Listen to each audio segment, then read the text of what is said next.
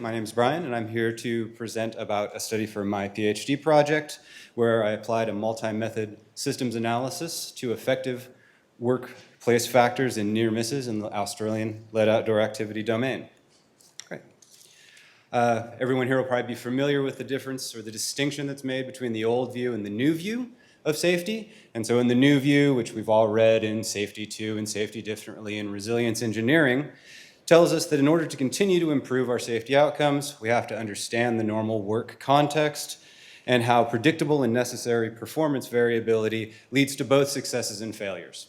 Of course, this just echoes Rasmussen from the 90s when he said, decisions and actions made by agents in the context of their normal work.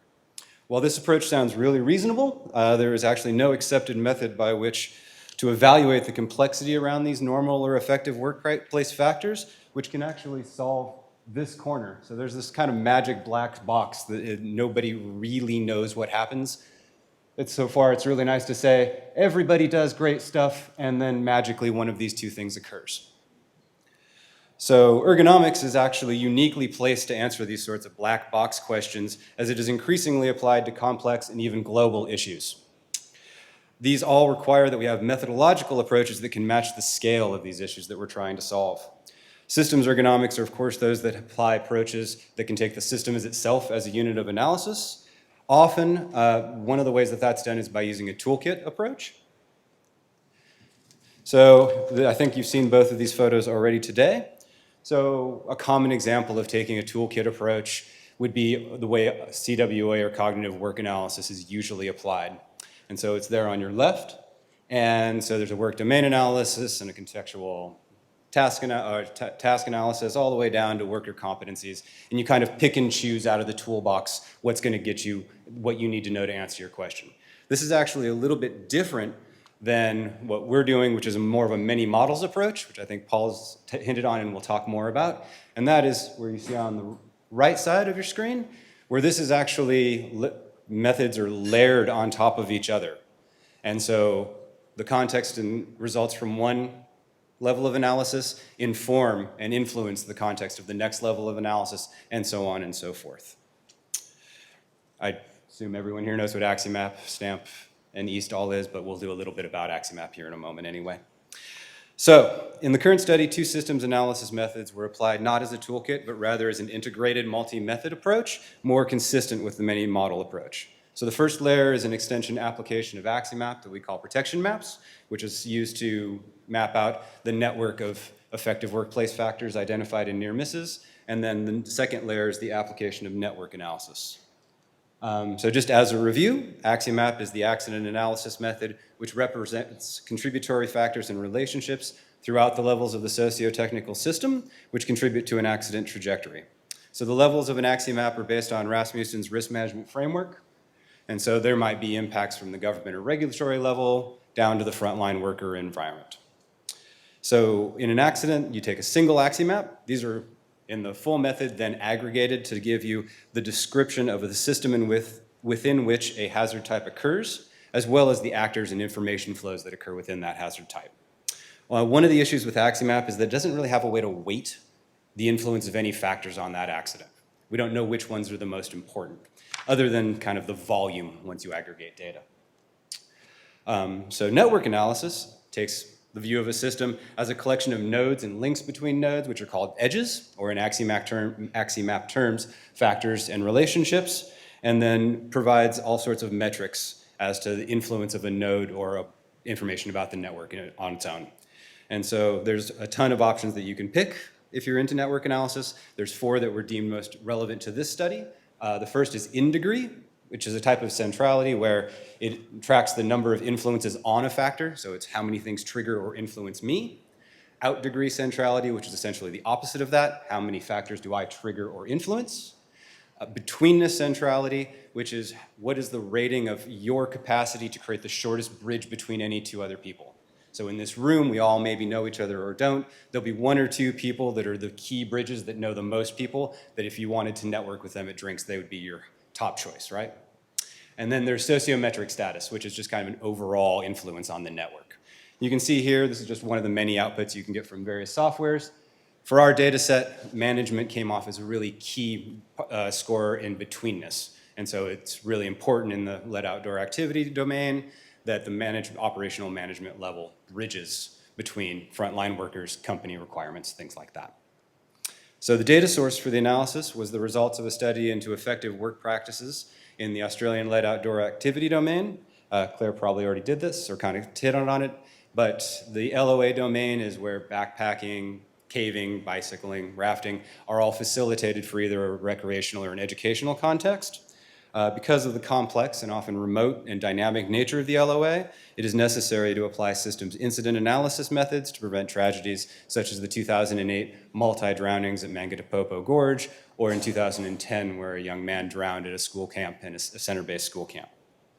So we did interviews, and 20 near-miss incidents were reported using a newly developed incident reporting form and semi-structured interviews designed to capture system-wide effective workplace factors. The results of these incidents were then initially analyzed using the protection map analysis method. So this is just a really quick flow chart that tells you about the method itself. So in this near-miss extension to AxiMap, individual maps are created for each incident, and then factor and relationships are aggregated to then generate the generic protection map that tells you about what's effective in that work domain. And so it's applicable to pretty much any of your work domains. So first, every near miss, the reported protective factors and relationships, and these aren't coded by us, these are reported from the participants, and then they get coded onto a map with the reference text included. Once you have all of these, then you simply aggregate all of the effective workplace factors. So these are the 61 factors that our participants identified. There's a ton of really interesting ones in here about kind of productive non-compliance as well as everything you'd expect. So there's a lot of really interesting things just at this level.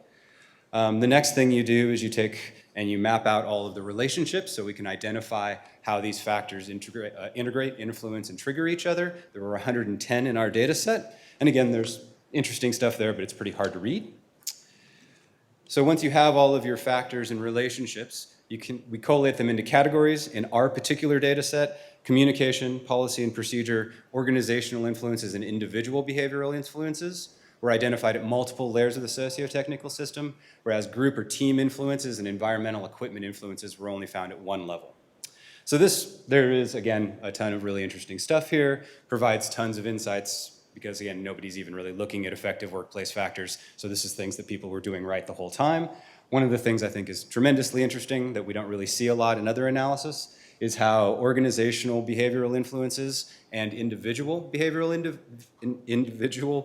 influences occur at multiple levels of the socio-technical system, whereas often in an accident analysis, what you'll see is individual behavioral stuff kind of right at that front layer, where the frontline layer, where somebody made a mistake, and organizational, where all the correct policies and procedures that person didn't understand or follow.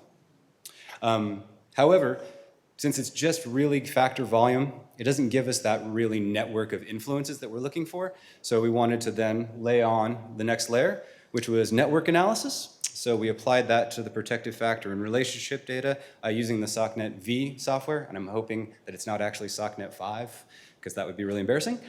So this provided an additional network metrics that we talked about before that kind of talk about effective workplace factors' influence on the network as a whole. So this table just kind of breaks down those same categories and shows you which metrics popped the highest. Interestingly, communication scores off the chart across the board, as does, of course, individual behavioral influences across the socio-technical system. So then we can see the specific key factors that are identified, and we place them onto the risk management framework. So overall, multi-method approach provided a much more robust and comprehensive understanding of the near-miss system than would have been available by one method alone. Two things I think I'll just highlight. One is if you were to just look at the effective workplace factors just from a protection map or just from an AxiMap sort of view, there we go. You would see that communication is here at the equipment in front line level. And that's exactly what you think. We had radios, everybody talked around what they were supposed to do. But when you layer over the network information, what you actually see is that communication throughout the system, from the government all the way down, is really crucial to hold together the outdoor ed system.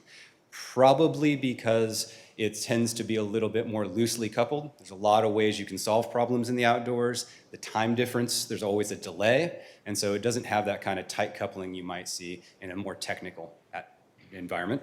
The second thing that I think is really important, which was hinted at, thank you, in the previous, sorry, that's really weird, hinted at in the previous slide, is here at the management level. So with just factors that people reported, you would think, great, obviously the company sets all of the policies and procedures that we're supposed to follow. They do that really well. Workers follow those procedures. That's great. That's exactly what we would expect. However, what the network overlay tells us is that, especially for the outdoors, and I assume for your work situations, the operational management level is a critical component of ensuring successful work outcomes. So that was, again, never really been found anywhere, which is quite cool.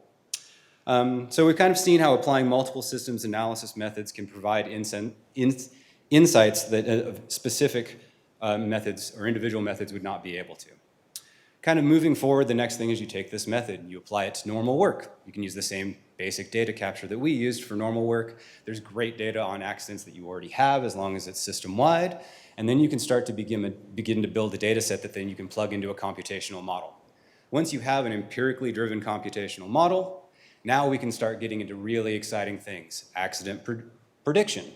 What's the unintended consequences of our new risk controls? What are the unintended consequences of doing our new training model? And so this would be a way that you could start to do that. So that's kind of near future stuff.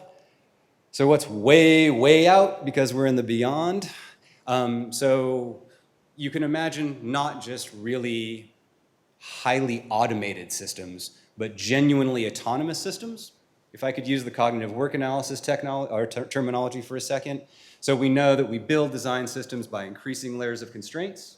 So work domain analysis is the big, worker competencies is the narrow, and we've all read the books, I'm sure. The worker has to finish that design. And so we use a constraints-based design model to create the work structure in which we allow workers to have the freedom of possibilities.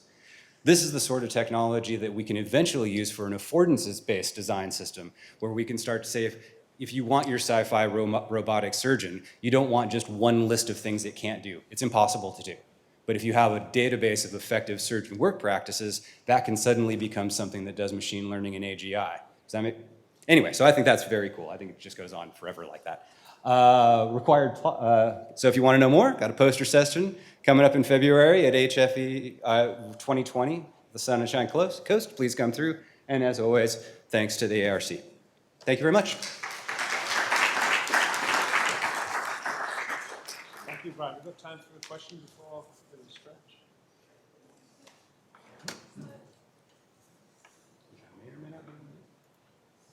This is a couple of talks that you've had on the outdoor ed industry or area. Yes. When you say the government regulator, who are you thinking of? So which act are you particularly considering? Specific act? Or you know, which realm? So which realm? Who is your regulator basically for so students? So at the regulatory or professional associations level, there's actually not a lot, so it'll be the AAS. That's why I'm asking you that question. Yeah, at the so government for student level, safety, which that'll fall under a state-based Department of Education primarily. Oh yeah, yeah. And so, especially when you're working with schools, you're going to be beholden to all of those rules. Yes. Yeah, and so there'll be okay. Good. So that's Yeah, and you might have government at the sport and rec level that also is involved depending on what facility you're using. And so if they own the camp that you're running the program at, they'll have constraints on the behavior and what you can do, how much you can do it, who's allowed to be there. Yep. Thank you. Yeah, of course. Thank you, Brian. Thank you very much.